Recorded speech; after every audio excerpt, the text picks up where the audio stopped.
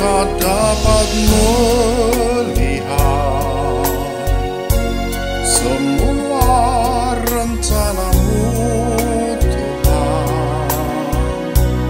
Namun hatiku tetap memandang padamu, Kau tuntun langkah.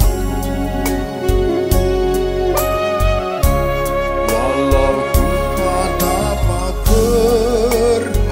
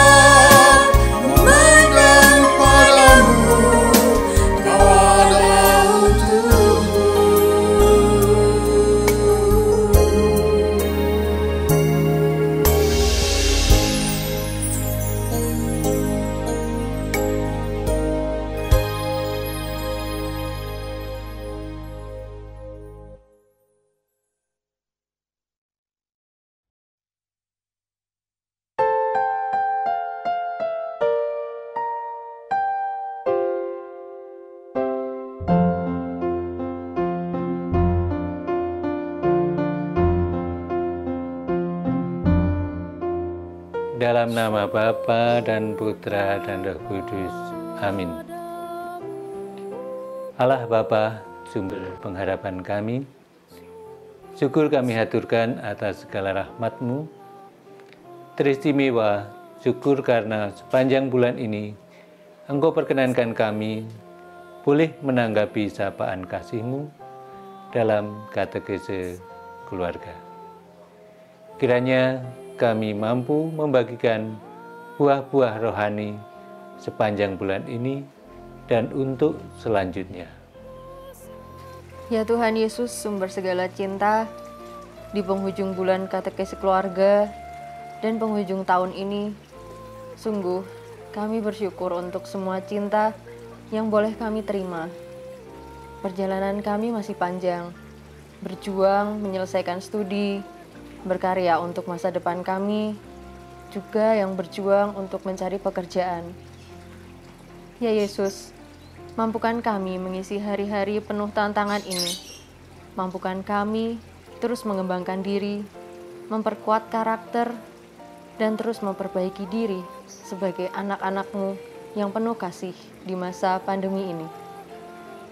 Beri kekuatan bagi para orang tua, Bapak Ibu yang berjuang untuk keluarga, berkati rezeki yang boleh kami terima, supaya dapat menjadi bekal kami dalam memuliakan nama-Mu sepanjang perjalanan hidup kami.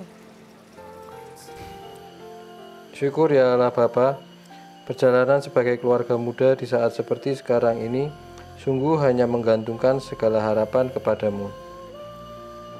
Banyak berkat yang kami peroleh karena kasih-Mu. Oleh karena itu ya Bapa, sebagai keluarga muda, kami mohon berkat-Mu yang tidak pernah henti untuk menopang segala karya dan usaha kami di hari-hari ke depan dengan penuh iman, cinta, dan harapan. Bapak Yosef, pelindung para pekerja, berkati kami keluarga-keluarga yang terus bekerja, berjuang untuk keluarga yang sudah diberkati Allah. Sungguh besar kasih-Mu ya Allah atas kehadiran anak-anak yang dengan penuh sukacita dapat tumbuh dan berkembang dalam cinta kasih-Mu. Hadirlah dalam diri anak-anak, agar mereka dapat terus tumbuh dan berkembang sesuai dengan rencana-Mu. Berkatilah keluarga-keluarga muda untuk mampu melahirkan gereja kecil di tengah-tengah zaman ini, dan kuatkan ikatan cinta mereka dalam setiap keluarga, agar tetap teguh menghadapi tantangan, terutama dalam masa pandemi ini. Ya Allah, Engkau menyatukan pribadi-pribadi yang terberkati dalam satu keluarga. Syukur kami boleh mempunyai sumber kekuatan keluarga, yaitu keluarga kudus Nazaret-Mu. Dalam keadaan masa pandemi ini, kekuatan nilai-nilai dari keluarga kudus Nazaret menjadi inspirasi hidup dalam keluarga dan bisa dibagikan ke keluarga yang lain. Ya Allah, buat kami keluarga Katolik bisa menggali kekuatan pribadi dan keluarga untuk selalu berserah, taat, bertekun, bersyukur dalam menghadapi situasi sekarang ini. Ya Allah, kini kami serahkan hidup keluarga kami dan keluarga-keluarga pilihan-Mu yang lain. Kuatkanlah harapan kami, terlebih di saat pandemi sekarang ini. Mohon penyertaan dan campur tangan-Mu untuk seluruh kehidupan kami, sehingga kami dapat penuh dengan semangat menjalani hidup ini, berharap ke depan menjadi lebih baik setelah kami mampu menerima, menghadapi situasi sulit. Izinkan pandemi ini segera berlalu dan menjadi dunia baru, penuh belas kasih dan keadilan. Amin.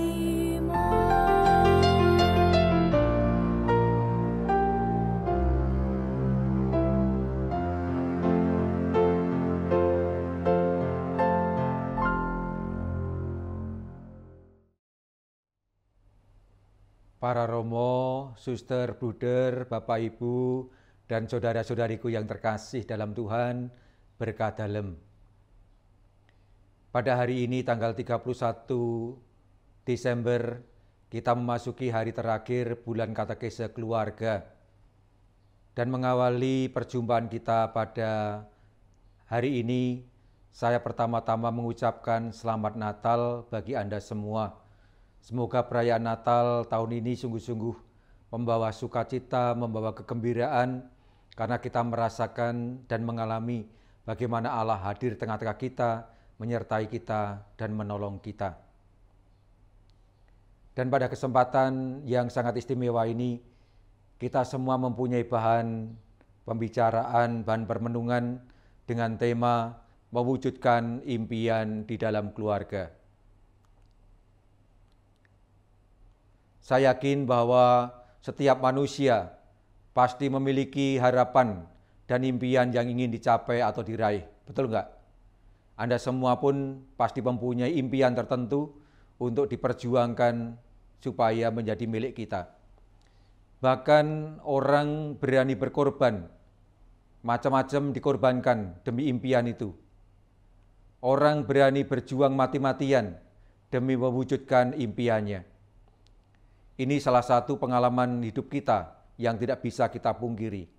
Kita manusia mempunyai impian dan kita memperjuangkannya supaya impian itu menjadi kenyataan, menjadi milik kita. Hal ini tidak jauh berbeda dengan apa yang pernah dikatakan oleh Yesus dalam sebuah perumpamaan, yakni dalam Injil Matius bab 13 ayat 45 sampai 46, ketika dia berkata, "Demikian pula hal kerajaan surga itu seumpama seorang pedagang yang mencari mutiara yang indah. Setelah ditemukannya mutiara yang sangat berharga itu, ia pun pergi menjual seluruh harta miliknya, lalu membeli mutiara itu." Perumpamaan yang disampaikan oleh Yesus ini menggambarkan betapa ketika orang mempunyai impian tertentu, mempunyai harapan tertentu, mencoba untuk mewujudkannya. Bahkan semua harta milik yang dimilikinya dijual untuk mendapatkan mutiara yang sangat berharga itu. Karena di balik mutiara ini, dia berpikir mengenai banyak hal, termasuk mungkin bisa nantinya mencukupi kebutuhan keluarganya sampai bertahun-tahun. Nah, pertanyaannya adalah sekarang, bagaimana dengan hidup berkeluarga? Apa yang kita impikan ketika kita berkeluarga, membangun keluarga? Coba kita lihat 3 gambaran berikut ini. Kira-kira apa yang dipikirkan, yang diimpikan oleh pasangan suami istri ini? Dua-duanya tersenyum, berhadapan-hadapan, yang ceweknya agak malu-malu sedikit. Kira-kira memikirkan apa? Mengharapkan apa dari perkawinannya? Coba lihat gambaran yang berikutnya ini. Ini perkawinan yang lain lagi. Coba kira-kira pasangan ini memikirkan apa tentang perkawinannya, tentang keluarganya. Impian macam apa yang muncul di dalam mereka berdua. Kelihatan serius sekali ya. Nah, yang cowoknya serius, ceweknya apalagi, ya, mungkin mikirkan macam-macam. Setelah ini mau apa? Dan coba yang lihat yang ketiga ini. Ini, ceweknya tersenyum ketika menerima cincin dari suaminya, sementara suaminya memandang dengan penuh tanda tanya.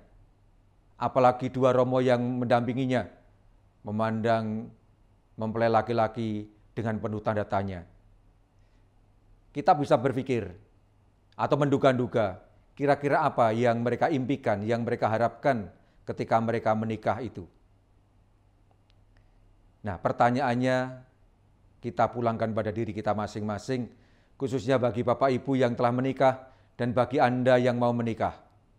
Pertanyaannya sama, yakni impian macam apa yang hidup dalam diri kita saat mau menikah. Apa? Pasti ada banyak impian, ada banyak harapan yang muncul dalam diri kita. Dan kita ingin mencoba memperjuangkannya, mewujudkannya dalam perjalanan hidup berkeluarga. Betul enggak? Sejauh saya banyak bertanya pada pasangan suami istri atau calon nikah ketika mereka mau menikah, kurang lebih gambaran impian yang mereka ungkapkan seperti ini. Ingin mempunyai keluarga yang lengkap. Lengkap dalam arti ada suami, ada istri, ada anak-anak, lengkap, ya, sempurna katakanlah, ya. Mereka pengen mempunyai keturunan yang sehat, keturunan yang akhirnya bisa mengenyam pendidikan yang cukup dan baik, punya pekerjaan yang mapan, dan ketika saatnya menikah, anak-anak ini juga mempunyai atau mendapatkan pasangan hidup yang seiman, yang seagama, sehingga tidak menimbulkan banyak masalah dalam perjalanan kehidupan sehari-hari selanjutnya. Ini beberapa impian, harapan yang muncul. Hanya itu saja yang diimpikan? Tidak. Ya. Yang paling banyak muncul dalam angan-angan mereka adalah mengharapkan, memimpikan keluarga yang bahagia. Ya, keluarga yang bahagia. Dan ini menjadi harapan semua pasangan suami istri, pasangan calon nikah. Mereka mengharapkan keluarga yang bahagia. Yang seperti apa itu? Yaitu keluarga yang hidup dalam suasana hidup bersama yang harmonis, rukun, dan bersatu padu. Harmonis, rukun, bersatu padu. Ya. Dan yang kedua, hidup dalam suasana penuh ketenteraman. Tidak ada konflik yang besar, tidak ada ketegangan yang berkepanjangan. Tentu ini, harapan ini bisa muncul dari pengalaman keluarga mereka atau tetangga mereka. Maka mengharapkan suasana kehidupan yang penuh dengan ketenteraman dan kedamaian. Ada komunikasi yang baik satu sama lain. Artinya keluarga yang diwarnai oleh komunikasi yang komunikatif, bisa cerita, bisa bercengkerama, bisa membangun pembicaraan yang baik dan sungguh-sungguh kondusif untuk kehidupan bersama mereka. Dan yang lain tentu saja berkecukupan dalam kebutuhan baik sandang, pangan maupun papan. Cukup, ya. Karena ini semua akhirnya menjadi ukuran kesejahteraan dalam kehidupan di tengah masyarakat. Gambarannya seperti inikah keluarga yang bahagia ini? Coba lihat. Ini keluarga yang lengkap, ada bapak, ada ibu, ada anak. Dan mereka bisa berkomunikasi dalam keseharian, bisa jalan-jalan bersama sambil ngobrol, sambil membesarkan anak mereka. Kalau kita memandang gambaran keluarga seperti ini rasanya bahagia, damai, bisa jalan-jalan bersama, bisa membangun komunikasi yang baik. Anak pun juga merasa terlindungi, merasa hidup dalam suasana yang nyaman bersama orang tuanya. Inilah harapan-harapan yang muncul dalam diri keluarga-keluarga, dalam diri pasangan suami istri atau calon suami istri. Pertanyaannya adalah, apakah semua impian itu bisa terwujud di dalam perjalanan hidup berkeluarga? Semua terwujud? Saya yakin banyak yang terwujud, namun juga ada yang tidak terwujud. Betul nggak? Kalau saya kembali mengingat pengalaman berhadapan dengan pasangan-pasangan suami istri, khususnya yang bermasalah, ya ketika saya masih bekerja di Pengadilan Gereja Keuskupan Agung Semarang atau menerima konsultasi, ternyata ada begitu banyak keluarga-keluarga Kristiani yang kadang-kadang mengalami kesusahan, mengalami problem, dan itu semua menggambarkan bahwa apa yang mereka impikan, yang mereka harapkan, yang mereka nanti-nantikan dalam perjalanan hidup berkeluarga tidak sepenuhnya terwujud sesuai dengan harapan mereka. Misalnya, soal keturunan misalnya, tidak sedikit pasangan suami istri yang tidak dianugerahi momongan dan rasa-rasanya mengalami kepedihan karena merasa kegembiraan mereka sebagai pasangan suami istri belum menjadi sempurna karena belum mendapatkan momongan. Tidak sedikit, ya. Berulang kali pasangan-pasangan datang minta didoakan supaya mendapatkan atau dianugerahi keturunan. Berbagai macam usaha ditempuh, namun juga belum dikabulkan oleh Tuhan. Namun mereka yang mempunyai keturunan pun juga tidak selalu bahagia. Punya anak, namun ternyata menghadapi banyak persoalan juga terkait dengan soal pendidikannya, terkait dengan soal biaya sekolahnya, dan bahkan komunikasi dengan anak juga tidak baik. Tidak sedikit antara orang tua dan anak terjadi konflik, ada permusuhan bahkan, saling membenci satu sama lain. Ini impian punya keturunan yang baik, yang berpendidikan, punya pekerjaan, punya pasangan hidup yang seiman, ternyata belum tentu keturutan dalam perjalanan. Dan ketika tua, banyak pasangan-pasangan suami istri yang mengalami kesepian. Mungkin ada di antara kita yang mempunyai pengalaman ini, ya. Ketika sudah tua, anak-anak sudah menikah, punya rumah sendiri, punya keluarga sendiri, lalu kita orang tua ditinggalkan atau akhirnya harus sendiri berdua di rumah seperti ketika belum ada anak-anak. Mengalami kesepian, anak-anak menjadi jauh.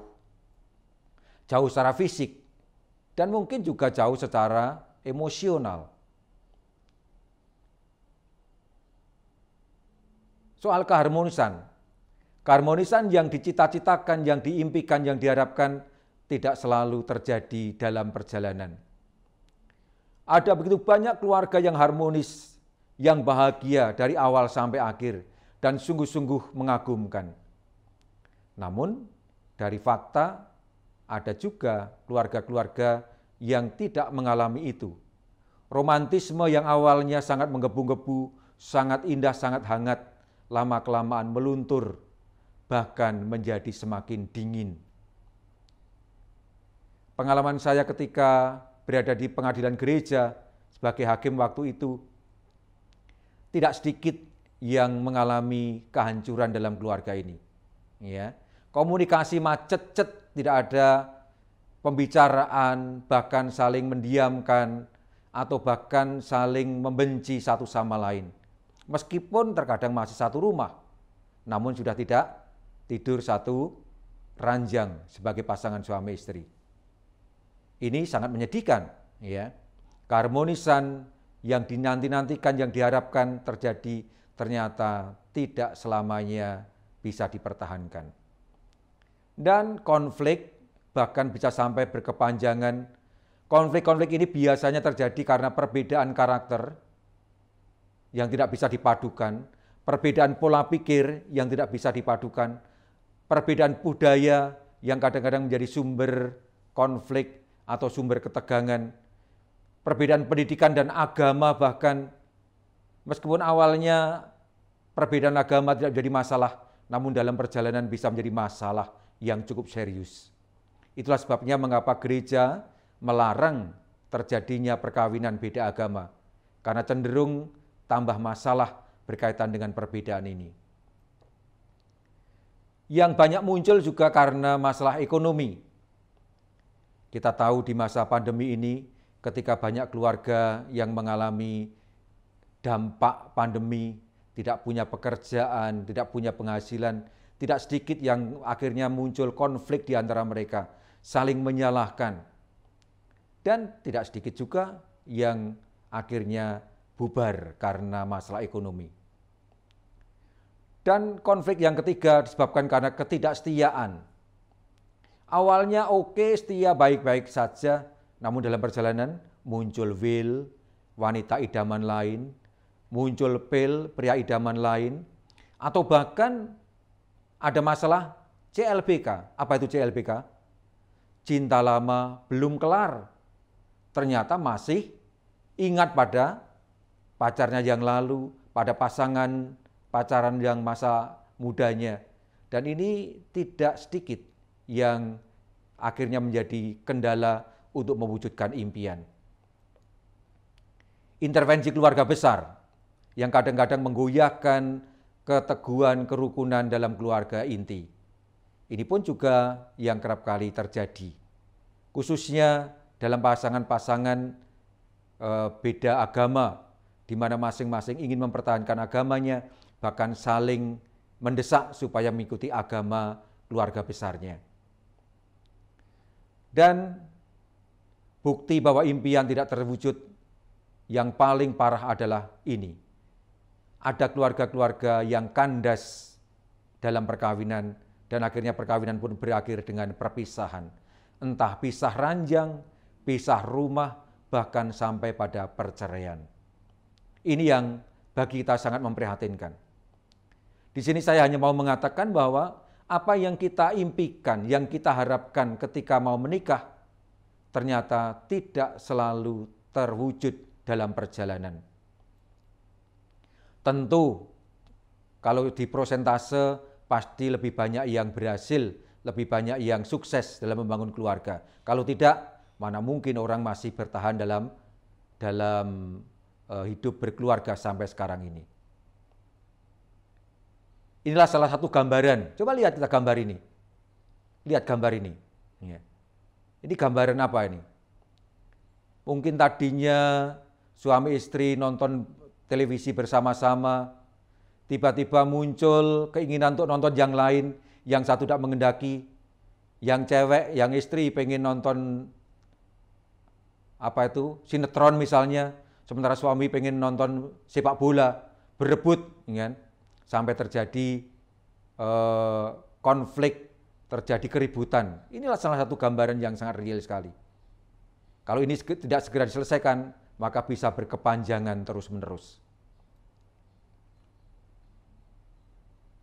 Nah, saudara-saudari yang terkasih, kita bisa bertanya kepada Tuhan, apa toh sebenarnya yang Tuhan harapkan, yang Tuhan impikan atas hidup berkeluarga dari umat-Nya?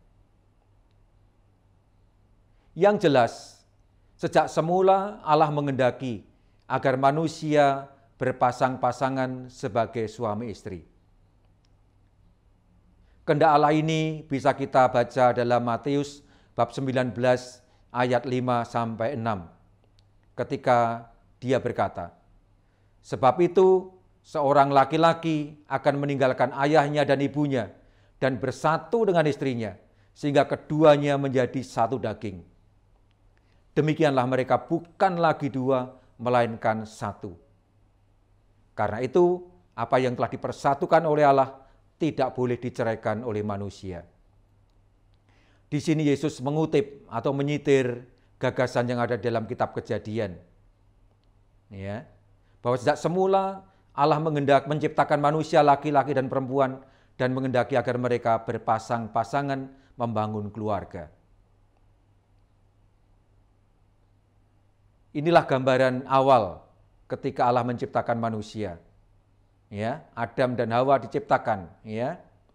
Dalam arti ini, sejak semula Allah mengendaki dan merencanakan adanya perkawinan, adanya lembaga hidup bersama antara suami dan istri. Ini sejak semula, ya. Bahkan ketika menciptakan manusia pertama pun Allah menciptakan dalam seksualitas yang berbeda, laki dan perempuan dalam ketersalingan satu sama lain. Allah menciptakan laki-laki dan perempuan yang saling tarik-menarik dan saling membutuhkan. Ini natural. Maka tidak mengherankan kalau laki dan perempuan saling tertarik satu sama lain. Ya. Dan yang kedua adalah bahwa hidup berkeluarga merupakan panggilan hidup yang kudus. Menjadi sarana untuk menggapai kekudusan, sarana untuk mencapai kesempurnaan hidup. Seperti yang dikehendaki Allah. Seperti Yesus berkata, "Hendaklah kamu sempurna adanya, seperti Allah Bapa sempurna adanya." Allah menghendaki sejak semula laki-laki dan perempuan berpasang-pasangan sebagai suami istri dan membangun atau membentuk keluarga. Inilah kehendak Allah yang pertama atas institusi atau lembaga keluarga, yakni Allah menghendaki manusia, laki dan perempuan berpasang-pasangan menjadi suami istri dan membentuk keluarga. Karena itu suami istri mempunyai makna seperti ini. Suami istri merupakan pasangan yang senantiasa diharapkan selalu bergandengan tangan. Namanya juga pasangan, ya, berjalan bersama menuju suatu tujuan tertentu, yakni kebahagiaan, keharmonisan, sukacita. Dan bagi kita orang beriman, suami menjadi tanda rahmat dari Allah bagi sang istri, dan istri menjadi tanda rahmat Allah bagi sang suami. Yang satu menjadi tanda rahmat Allah bagi pasangan yang lain. Dan kita mempunyai suatu istilah yang sangat bagus sekali dari kitab Kejadian, yakni yang satu menjadi penolong yang sepadan bagi pasangannya. menjadi penolong yang sepadan bagi pasangannya. Dalam perbedaan, saling menyempurnakan demi kebahagiaan bersama, demi kebahagiaan pasangan dan demi kebahagiaan anak-anak, demi kebahagiaan keluarganya. Suami istri menjadi soulmate, belahan jiwa yang tidak dapat dipisahkan satu dari yang lain kecuali karena kematian. Belahan jiwa. Artinya kalau sampai dipisahkan, dibelah, maka akan terjadi kematian.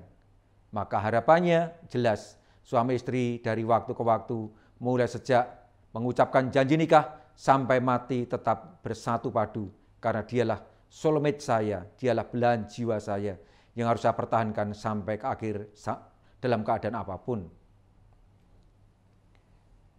Kitab Kejadian dan Injil juga mengatakan mengenai hal ini, bahwa suami istri menjadi satu daging, artinya sehati, sepikir, seperasaan, dan semakin padu dalam ikatan kasih.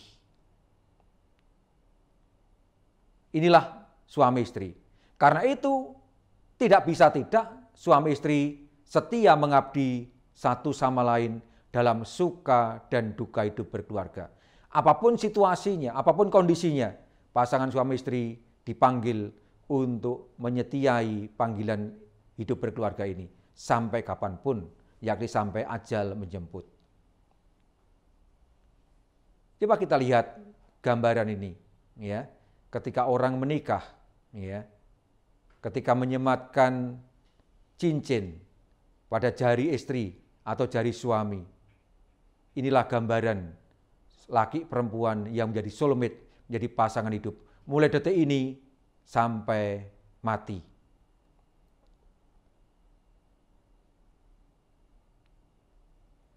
Inilah kehendak Allah yang pertama. Kehendak Allah yang kedua adalah bahwa pasangan suami istri itu dipanggil untuk berketurunan, sebagaimana diungkapkan dalam kitab Kejadian bab 1 ayat 28. Allah memberkati mereka, lalu Allah berfirman kepada mereka, beranak cuculah dan bertambah banyaklah, penuhilah bumi dan taklukkanlah itu, berkuasalah atas ikan-ikan di laut dan atas burung-burung di udara, dan atas segala binatang yang merayap di bumi.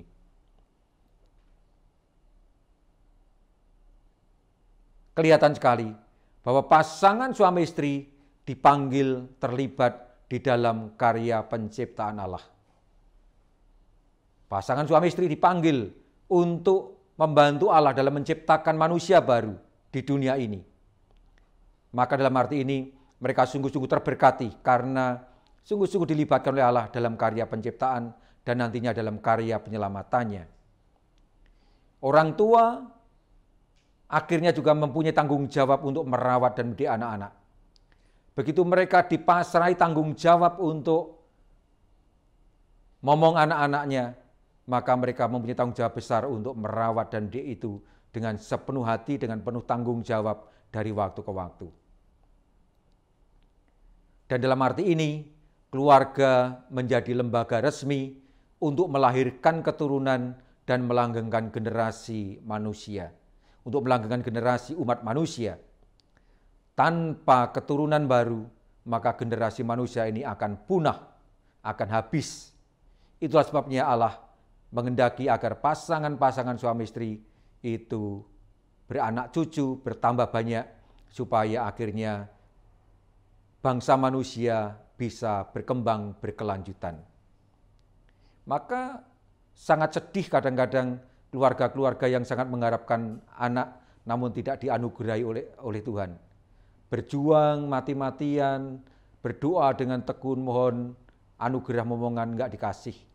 Maka rasanya juga ikut prihatin bersama mereka. Namun juga yang punya anak pun juga kadang-kadang mengalami kesulitan-kesulitan macam-macam. Ya, karena enggak punya jodoh, karena tidak bisa mempunyai kemapanan dalam kerja, dan lain sebagainya. Inilah dua impian Allah terhadap lembaga perkawinan, terhadap lembaga keluarga, yakni suami istri, yakni laki perempuan berpasang-pasangan menjadi suami istri membentuk keluarga, Dan yang kedua, pasangan ini bersama-sama membangun keluarga yang sempurna, keluarga yang lengkap, yakni dengan menghadirkan keturunan di dalam keluarga mereka. Inilah dua impian Allah yang diharapkan terjadi dalam setiap keluarga yang resmi di dalam kehidupan di tengah masyarakat kita. Coba lihat, inilah panggilan suami istri untuk menghadirkan keturunan dalam keluarga, membangun kebersamaan, dan akhirnya berjalan bersama menggapai kesempurnaan hidup. Lihat betapa bahagianya mereka ya. Pasangan suami istri dapat momongan baru dan sungguh-sungguh membahagiakan. Mereka bertiga nampak serasi, nampak bahagia, dan semoga keluarga-keluarga Kristiani juga seperti ini semuanya, harapan kita. Nah, saudara-saudari yang terkasih, mungkin kita bertanya, sejatinya perkawinan itu apa toh? Atau apa toh hakikat perkawinan itu? Perkawinan tidak lain merupakan sebuah perjanjian, atau sebuah konsensus, atau sebuah kesepakatan, atau sebuah komitmen.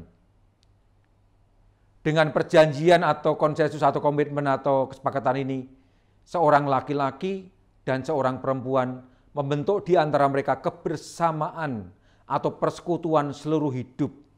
Ya, kebersamaan seluruh hidup. Sejak kapan itu?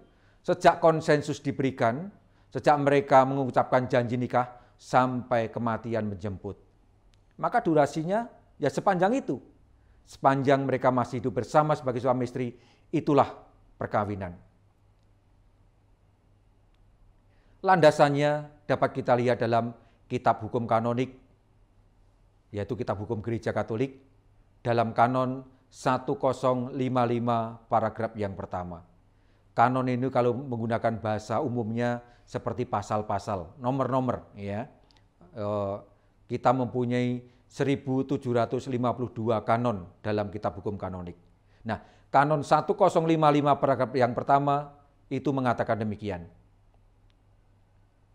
Perjanjian perkawinan dengannya seorang laki-laki dan seorang perempuan membentuk antara mereka persekutuan seluruh hidup yang menurut sifat khas kodratnya terarah pada kebaikan suami istri atau bonum conjugum, serta kelahiran dan pendidikan anak atau bonum prolis, antara orang-orang yang dibaptis oleh Kristus Tuhan diangkat ke martabat sakramen.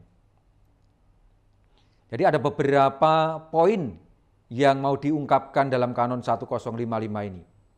Yang pertama, bahwa perjanjian adalah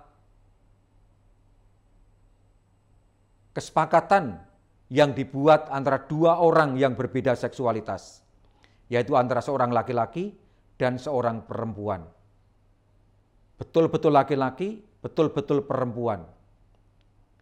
Dan isi perjanjiannya apa? Isinya adalah untuk membentuk di antara suami istri ini persekutuan seluruh hidup, kebersamaan seluruh hidup, mulai sejak perjanjian sampai mati.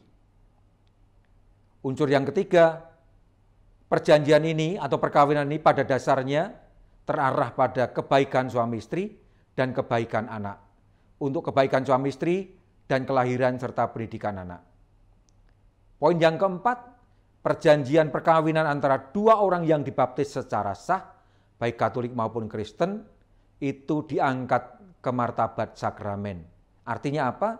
Artinya perkawinan semua orang yang sama-sama dibaptis sah, itu otomatis sakramen. Dalam arti ini, perkawinan itu sakramen atau tidak sakramen bukan ditentukan oleh tata perayaannya dengan misa atau dengan ibadat, bukan karena itu. Namun lebih ditentukan oleh subjeknya, dua-duanya baptis atau tidak. Kalau dua-duanya baptis dan dibaptis secara sah, maka otomatis menjadi sebuah sakramen. Inilah yang mau disampaikan oleh kanon 1055 paragraf yang pertama.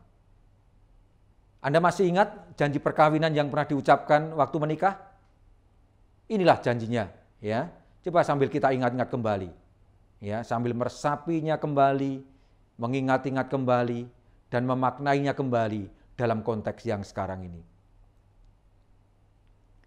Ketika Anda di hadapan Allah dan imam dan saksi mengatakan demikian, di hadapan Allah, imam dan para saksi, saya Yohanes memilih engkau Yohana menjadi istri saya.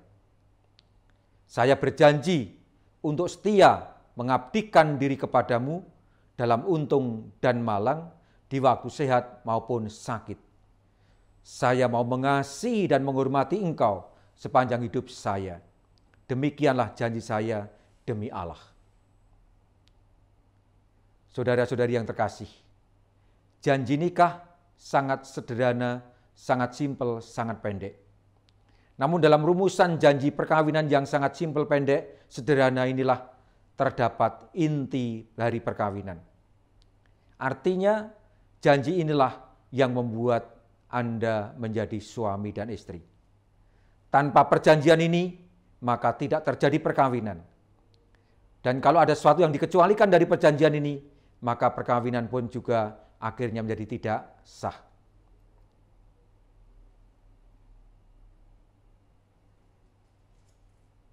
Dengan cara demikian sama mengatakan bahwa perjanjian merupakan unsur konstitutif perkawinan.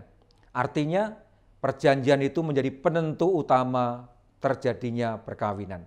Tanpa perjanjian, tanpa kesepakatan, tanpa konsensus yang benar, maka tidak ada perkawinan yang benar pula. Dasarnya adalah kanon 1057. Dalam paragraf pertama dikatakan, kesepakatan pihak-pihak yang dinyatakan secara legitim atau secara sah antara orang-orang yang menurut hukum mampu membuat perkawinan. Kesepakatan itu tidak dapat diganti oleh kuasa manusiawi manapun. Lihat, dikatakan kesepakatan membuat perkawinan. Dan kesepakatan ini hanya membuat perkawinan kalau dilaksanakan oleh dua orang yang sama-sama mampu secara hukum. Artinya tidak terkena halangan nikah. Dan kesepakatan ini harus diucapkan oleh mereka berdua, oleh mereka sendiri, dan tidak bisa digantikan oleh kuasa manusia apapun, kecuali nanti melalui wakilnya dalam kasus-kasus khusus. Dan paragraf yang kedua menyebutkan apa itu kesepakatan, apa itu konsensus, apa itu komitmen, apa itu perjanjian. Kesepakatan perkawinan adalah tindakan kehendak. Dengannya seorang laki-laki dan seorang perempuan saling menyerahkan diri dan saling menerima untuk membentuk perkawinan dengan perjanjian yang tidak dapat ditarik kembali. Unsur yang penting sekali dalam kesepakatan adalah unsur kehendak, kemauan bebas. Tanpa paksaan, tanpa ketakutan besar yang datang dari luar. Perkawinan mengandaikan ada kehendak, aku ingin menikah, aku ingin membangun keluarga, aku ingin mengambil kau sebagai istri saya sampai kapanpun. Ya. Dan semua mesti dilakukan dengan penuh kebebasan, tanpa paksaan, dan juga tanpa ketakutan. Maka kalau perkawinan dilakukan dengan penuh keterpaksaan, juga di bawah ancaman yang membuat kita tidak bisa mengelak kecuali menikah, perkawinan ini menjadi tidak sah karena konsensusnya atau kesepakatannya cacat. Ini unsur yang pertama. Unsur yang kedua adalah bahwa melalui kesepakatan ini ada keinginan untuk menjadi pasangan hidup. Ada kehendak untuk menjadi pasangan hidup, menjadi partner hidup mulai detik saat menikah sampai mati. Dan dalam hal ini mencoba berusaha dengan sekuat tenaga, dengan seoptimal mungkin untuk menyerahkan diri, memberikan diri seutuhnya, seluruh dirinya, jiwa dan raga.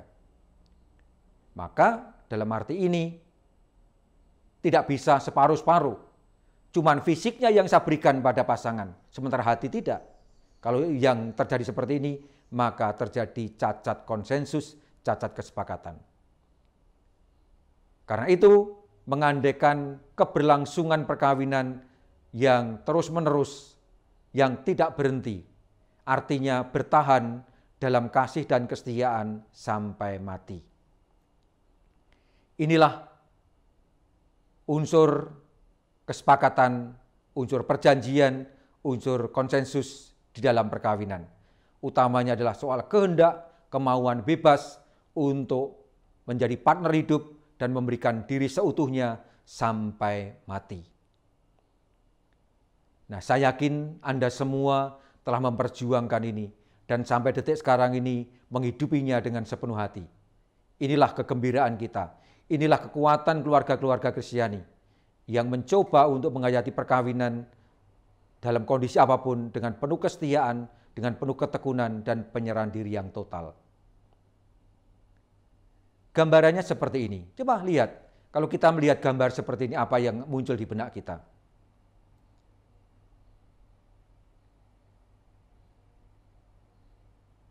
Kesetiaan mendampingi pasangan sampai ajalnya. Juga ketika dalam keadaan sakit, mencoba setia mendampingi, menyertai, menolong. Karena memang menjadi pasangan berarti menjadi penolong yang sepadan. Dan sampai akhir setia. Ya. Kondisi apapun tidak boleh menggoyahkan kesetiaan kita. Dalam kondisi apapun tidak boleh membuat kita terlena dan kemudian lari dari pasangan untuk lari kepada orang lain. Inilah tantangan keluarga-keluarga kita yang dari waktu ke waktu semakin besar, khususnya dalam keseriusan untuk menyetiai panggilan hidup berkeluarga. Kalau kita melihat gambar seperti ini rasanya adem, rasanya ayem, gembira. Kita berharap semua keluarga Kristiani bisa setia bertahan sampai akhir dalam kesempurnaan dan kegembiraan. Saudara-saudari yang terkasih, dari perjanjian yang tadi saya tampilkan, ada 3 unsur perjanjian perkawinan. Yang pertama adalah subjek perkawinan atau subjek perjanjian. Perjanjian dilakukan oleh seorang laki-laki dan seorang perempuan. Hanya antara seorang laki-laki dan seorang perempuan, monogam. Maka Gereja Katolik tidak menerima perkawinan poligami. Yang ada adalah perkawinan monogami. Laki dan perempuan satu dan satu. Dan laki perempuan ini, pasangan nikah ini tidak terkena halangan nikah yang diatur dalam kanon 1083 sampai 1094. Baik itu halangan nikah yang bersifat kodrati, dan itu berarti tidak ada dispensasinya, ada 4, yaitu halangan nikah impotensi, halangan nikah ikatan nikah, ya, halangan nikah hubungan darah, ya, garis lurus dan garis menyamping tingkat yang kedua, ya. Dan juga ikatan nikah sebelumnya. Itu semua menjadi halangan-halangan nikah yang tidak bisa diberikan dispensasi karena berasal dari Tuhan sendiri. Dan juga dari halangan nikah gerejawi. Kalau halangan nikah gerejawi adalah halangan-halangan yang ditentukan oleh gereja sendiri. Dan untuk itu bisa diberikan dispensasi. Termasuk misalnya halangan nikah beda agama, itu bisa diberikan dispensasi oleh otoritas gereja yang berwenang. Yang kedua, isi perjanjian. Perjanjian isinya adalah komitmen atau konsensus kehendak untuk membangun persekutuan hidup dengan memberikan diri sepenuhnya. Itulah sebabnya pasangan suami istri mesti memahami betul apa isi perjanjian, yakni setia mengabdikan diri dalam kondisi apapun, dalam keadaan suka dan duka, sehat dan sakit. Pokoknya dalam kondisi apapun, tetap setia mengabdikan diri satu terhadap yang lain. Dan yang kedua, mesti mampu mengemban konsekuensi. Maka kalau tidak mampu mengemban konsekuensi perkawinan, ya lebih baik tidak menikah. Lebih baik tidak menikah. Dan faktanya tidak sedikit dari umat kita yang dari sononya memang nggak mampu lagi atau tidak mampu untuk mengemban konsekuensi itu. Misalnya nun sewu, mereka yang mengalami gangguan mental misalnya, yang sangat berat sekali, gila misalnya, itu jelas-jelas tidak akan mungkin untuk bisa menikah dengan sempurna, dengan baik. Dalam arti mampu mengemban konsekuensi perkawinan, menanggung segala macam tanggung jawab hidup berkeluarga. Dan yang ketiga adalah pernyataan perjanjian. Bahwa perjanjian itu hanya akan menjadi sah kalau dinyatakan, diucapkan di hadapan otoritas yang berwenang dan 2 orang saksi. Untuk orang Katolik hanya sah kalau menikah di hadapan romo, di hadapan imam, dan 2 orang saksi. Ini jelas, kan? Maka kalau ada orang Katolik menikah di luar gereja, ini pasti tidak akan sah kecuali mendapatkan dispensasi dari otoritas yang berwenang. Sementara untuk mereka yang non-Katolik, kita anggap sah kalau menikah di hadapan petugas resmi, ya.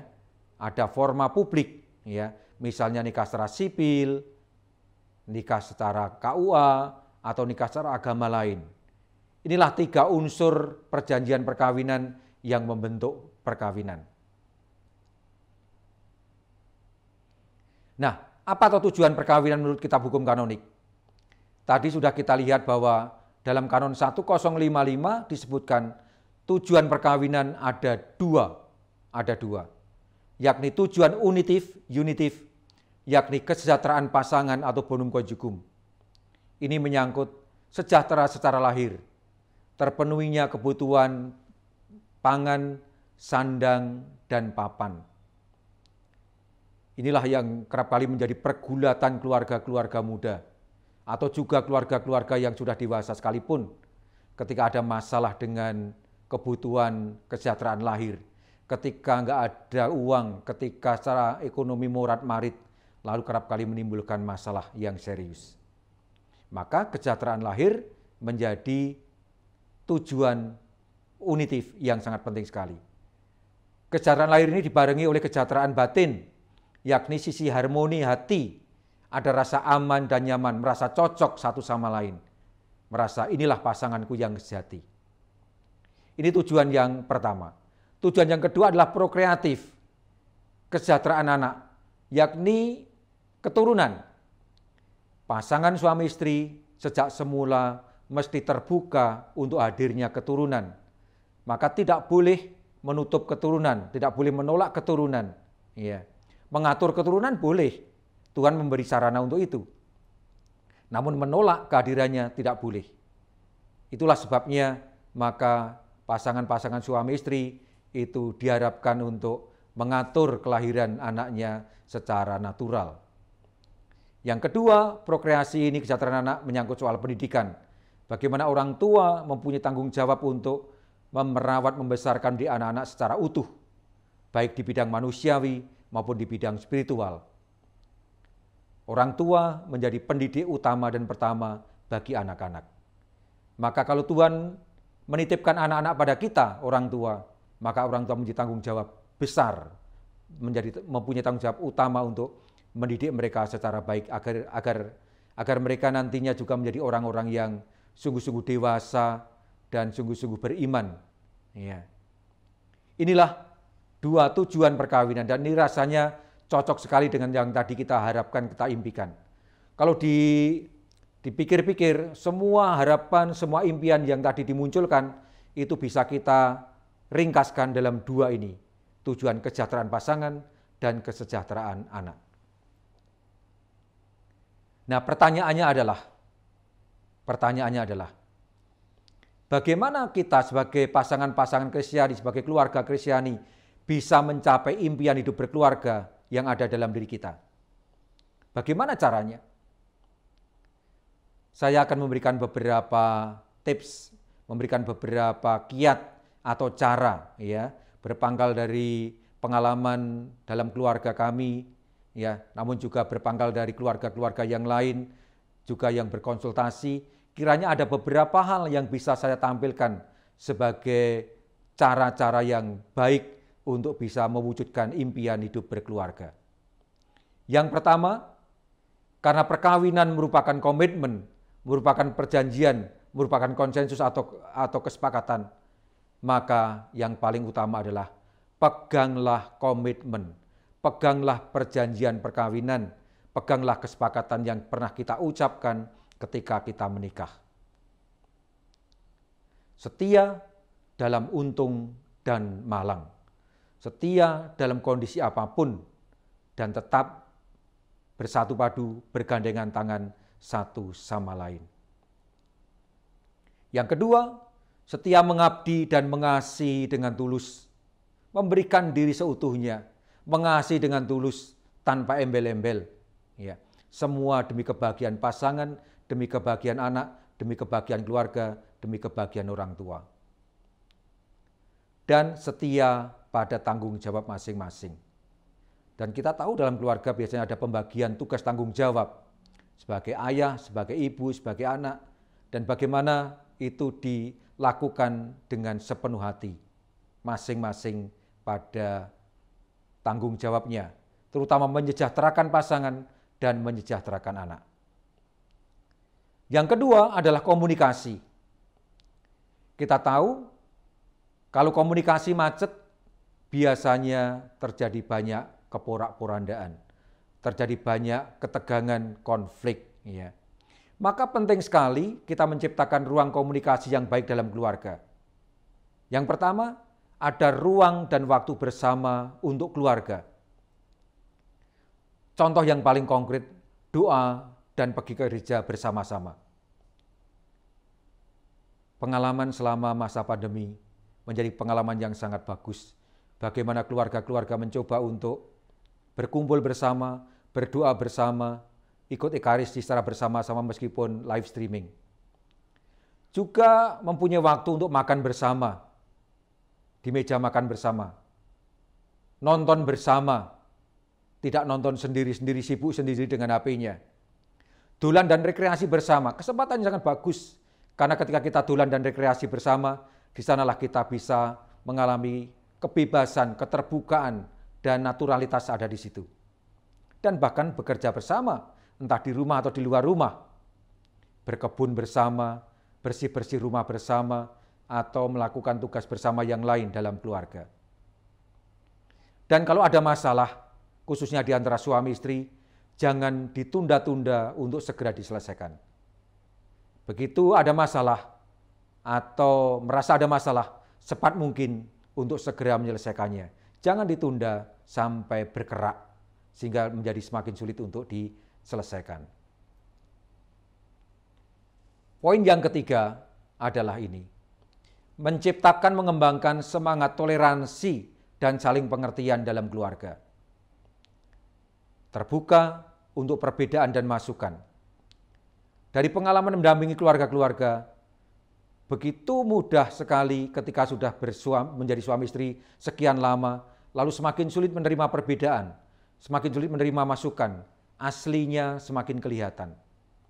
Padahal ketika kita tidak terbuka pada perbedaan dan masukan, maka akan mengalami jalan buntu untuk komunikasi. Siap untuk menerima, siap untuk meminta maaf pada pasangan, pada keluarga, pada anak-anak, pada orang tua. Dan juga siap untuk saling mengampuni satu sama lain. Ini menjadi kekuatan yang luar biasa dalam keluarga-keluarga Kristiani.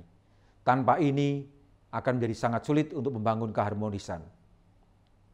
Berani melindungi pasangan dan keluarga dari segala ancaman dan bahaya, termasuk melindungi dari serangan keluarga besar kalau ada serangan, ya, atau tekanan sana-sini. Berani membackup pasangan, membackup anak-anak, tanpa menutup kemungkinan mengakui adanya kesalahan sana-sini. Dan yang keempat adalah mencoba bercermin pada keluarga kudus di Nazaret. Keluarga kudus di Nazaret itu selalu hidup bahagia, bergembira, karena selalu menempatkan Allah dan kehendaknya sebagai pusat hidup berkeluarga. Artinya mereka semua selalu berkaca pada Allah menghendaki apa atas diriku, atas keluarga kita. Dan itulah yang kemudian jadi kekuatan. Menjadikan pasangan dan keluarga penting bagiku. Wah, bojoku penting, istriku penting, suamiku penting, anak-anakku penting, orang tuaku penting. Maka selalu akan diperjuangkan dalam perjalanan hidup bersama. Dan yang ketiga, belajar dari keluarga kudus Nazaret adalah berani berkorban demi kebahagiaan pasangan dan keluarga. Inilah salah satu indikator yang sangat kuat kentara orang sungguh punya komitmen atau tidak terhadap keluarganya. Berani berkorban untuk pasangan, untuk keluarga, untuk anak-anak. Nah, inilah gambarannya. kita kembali gambaran pada keluarga kudus di Nazaret. Ada Bapak Yosef, ada Ibu Maria, ada bayi Yesus. Kalau kita melihat gambar ini, rasanya adem, ayem, tentrem. Rasa-rasanya dalam keluarga kudus Nazaret inilah kita menemukan atau mendapatkan realisasi dari seluruh impian hidup berkeluarga. Bahagia, sukacita, ketenteraman, keharmonisan, komunikasi, dan kenyamanan. Semoga keluarga-keluarga kita bahagia seperti keluarga Nazaret. Tidak hanya di awal perkawinan, namun juga ketika keluarga kita sudah mulai bertumbuh menjadi dewasa. Tetap ada komunikasi, ada kerja bersama, ada saling pengertian satu sama lain.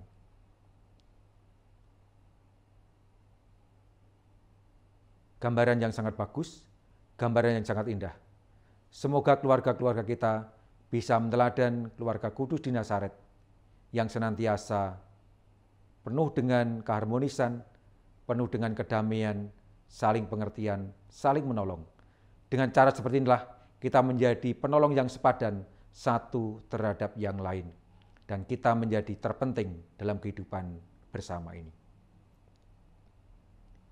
Para romo, bruder, suster, bapak, ibu, dan saudara-saudariku yang terkasih dalam Tuhan, inilah beberapa hal yang dapat saya sampaikan kepada Anda semua sebagai bahan pembicaraan, bahan diskusi, dan bahan permenungan terkait dengan tema kita, bagaimana mewujudkan impian di dalam keluarga.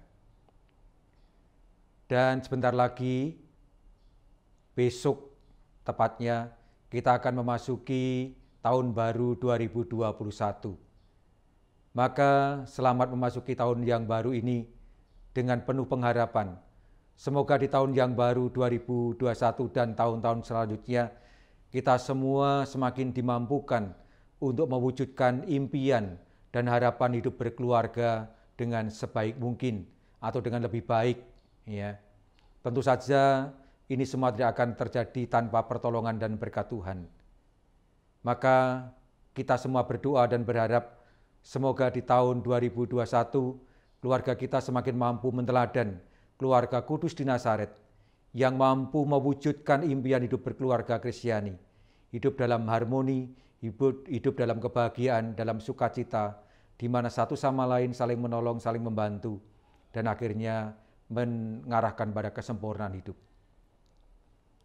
Akhirnya saya ucapkan selamat memasuki tahun baru 2021. Dan marilah kita sekarang mohon berkat Tuhan untuk keluarga kita, untuk masyarakat kita, untuk bangsa kita.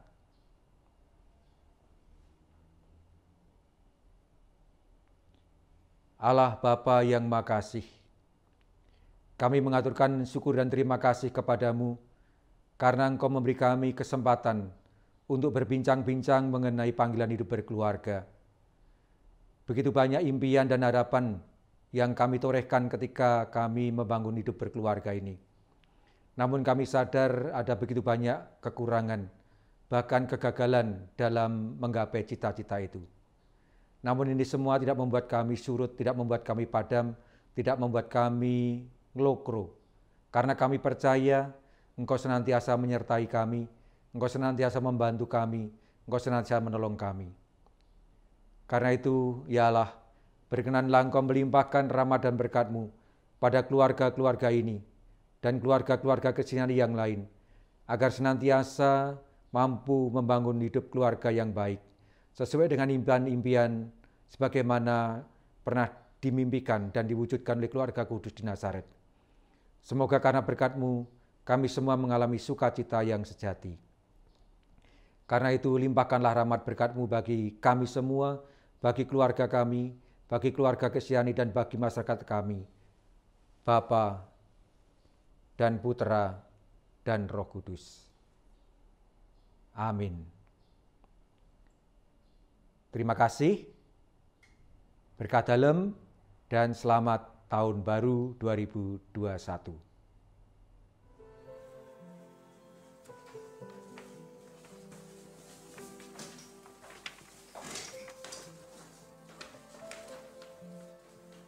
Sudah kita mengikuti katekese dari Bapak Uskup, marilah kita menutup dengan doa penutup. Marilah berdoa. Dalam nama Bapa dan Putra dan Roh Kudus. Amin. Yesus, Maria, dan Yusuf, di dalam hidupmu kami menemukan cahaya kasih sejati, dan kepadamulah kami percayakan hidup keluarga kami. Keluarga Kudus Nazaret, jadikanlah keluarga kami tempat berkomunikasi, sanggar doa, sekolah iman, dan gereja kecil. Keluarga Kudus Nazaret, semoga tidak ada lagi kekerasan, ketegaran hati, dan perpisahan di dalam hidup keluarga. Semoga duka dihibur, luka disembuhkan, dan kerukunan dipulihkan. Keluarga Kudus Nazaret, semoga dalam masa pandemi ini kami semakin memahami keindahan dan kesucian keluarga kami. Semoga kami semakin mengenal rencana-rencana-Mu yang indah. Yesus, Maria, dan Yusuf, dengarkanlah dan kabulkanlah doa-doa kami. Amin. Mohon berkat dari Bapak Uskup. Dalam nama Bapa dan Putra dan Roh Kudus. Amin.